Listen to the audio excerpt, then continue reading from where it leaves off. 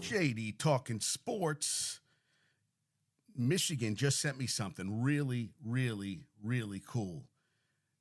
Her brother Paul's neighbor is doing the whether or not you're into sailing, you should follow. Hey, Billy has joined us today. Billy, a soccer extraordinaire, has joined us, and we are now friends on Instagram, which is really cool.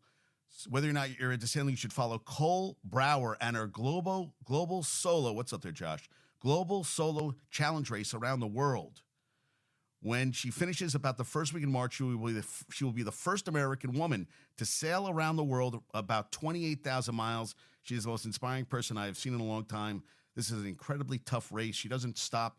No one resupplies her. She has been through a lot and is almost done. She shares her ups and downs along the way. She finds joy in little things. People keep challenging that she isn't doing it the way it has been done. Exactly the point. Did I mention she is the only woman in this race? She is 29 years old, 5'2", about 100 pounds, and she's in second place. She is the real fucking deal. Sorry, Billy, for the language. Want to feel some real next-level strength, grace, and determination? She redefines toughness. Follow her. Oh, yeah. Oh, yeah. I'm giving you some props. Cole Brower, 5'2", 100 pounds, 29 years old, and kicking ass and taking names. And Josh says that I'm louder when Michigan is near. Yeah, I can do it, man. I can be as crazy as I want. I'm all jacked up. I'm ready to go. Argyle was awesome. He's talking about what was that stupid movie Josh is talking about? Oh, I got to see Lock, Stock, and Two Smoking Barrels, whatever he's talking about. He's talking about this movie like the greatest movie since sliced bread. Bring it on. Argyle was awesome. It was a date night. We had a phenomenal time. I ate way too much candy, and I had a bad stomach the rest of the night, but it was worth it. It was worth every freaking minute. Now, Rob is coming on, but Rob has parental duties, which I have to respect. And Hal, who is, I've been busting on him all the time about his, what you got today? What do I got today? Hey, Dom, you want to come? Oh, yeah, Boondock Saints. You want to come on? Wait a minute, dude. You said you weren't ready. Now, all of a sudden, he's ready. Yeah, you're going to have to wait a little bit. Yeah, you'll come on a little bit. You want to come on there? Come on. I'm doing a podcast right now. Doing it right now. You come on, Dom. We can talk about it. So, yeah, so Hal sends me, Eli Manning was asked about if Arch Manning should consider transferring. He said no. He picked Texas because that's where he wants to be. That's where he wants to play football. He likes Coach Sark and his offense. So, hey, drop it right there, folks. That's it. He said that's where it is.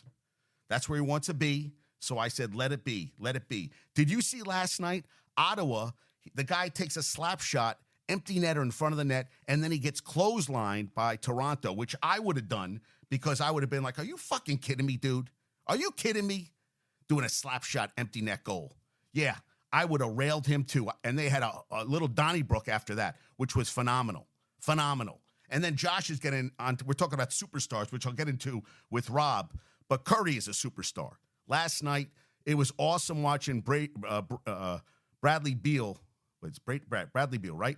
Well, I guess he broke his nose. He had a mask on. And trying to get around a pick and watching the dejectedness of him as the shot went in by Curry to win the game. And, Draymond Green, I guess Jerkic did the little thing to him. Draymond Green was chirping at KD, and they said, yeah, his defense is everything. But he is this close to blowing his stack every fucking game. Every game he's this close to blowing his stack. Happens all the time. So, I like the energy, but he's this close to getting, kicked out of a game. And, it borders on a little bit of insanity. It does. He's got a little sociopath to him where that's how he has to play. And, when it works, it works. And when it doesn't, he gets suspended. And, you need him on the court. And I feel like he's always this close to losing his shit. But, yeah, I saw that Ottawa thing. I was like, damn, that was crazy. So USC, they gave up a 25-0 run. Players were chirping at him. Bronny has to be in the worst situation ever. His dad would have been like, leave now. They lost 99-68. USC is 9-15. I was talking to Ben yesterday, and Josh is a UNC guy too. But Ben and I went to grad school with his wife, with LG. And I say that these guys take too many goddamn three-pointers, and I am not sold, as is Josh. Ben likes Hubert Davis. It was a game they should have blown him out, and all they kept doing was taking threes, and the lead kept decreasing. And before you knew it, you were like, this is not going to end well. This isn't going to end well at all. And, I was a little nervous. And, they barely held on for the win. They had to get, what's his name? Cormac Ryan had a great, they almost got a basket. He got a steal, and they played great D. And then they called a lane violation where the guy jumped inside the three-point line before the shot hit the rim, which was a good call because Ingram, the ball went out on his hand at the end of the game. That would have been a big play. So they ended up holding on to win.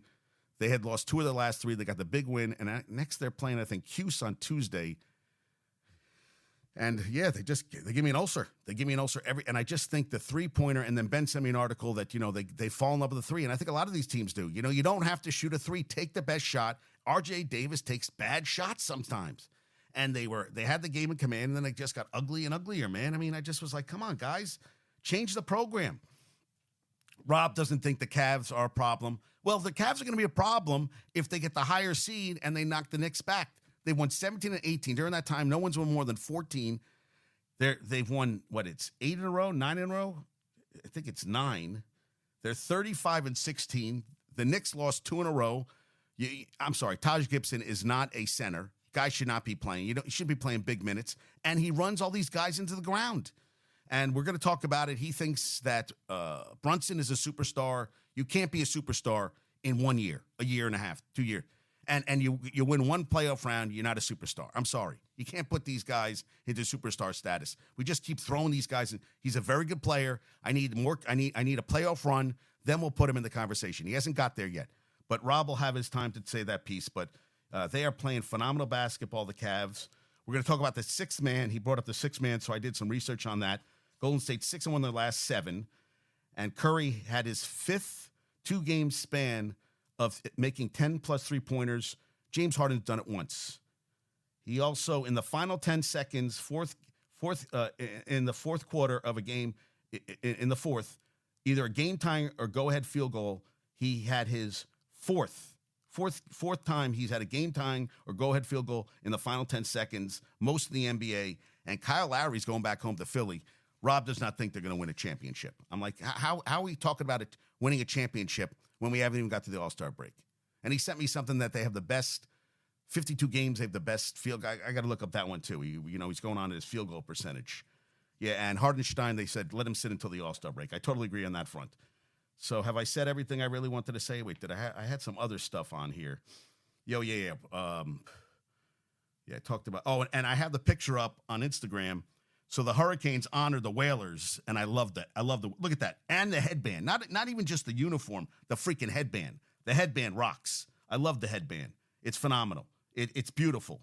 And Ben sent me this one. Ben, my UNC guy. So UNC women's basketball team coach Courtney Banghart awards walk-on Sydney Barker, the 2-time Conference Player of the Year at Durham, Jordan, turned down mid-major D1 offers to App State, Charlotte, ECU, Furman, and Wofford to walk on at her dream school, and they gave her a scholarship.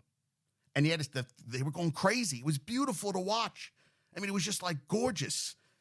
Maybe gorgeous is the wrong word. It was very heartwarming. He puts in the time, and I loved it. And then Michigan sent me this. It's from Saturday Down South.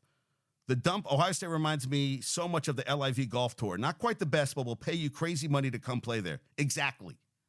That's what they do. Pay for you. Pay the money. Such bullshit. Ridiculous. I gave Statboy Steven, he said he's going to come on a future show.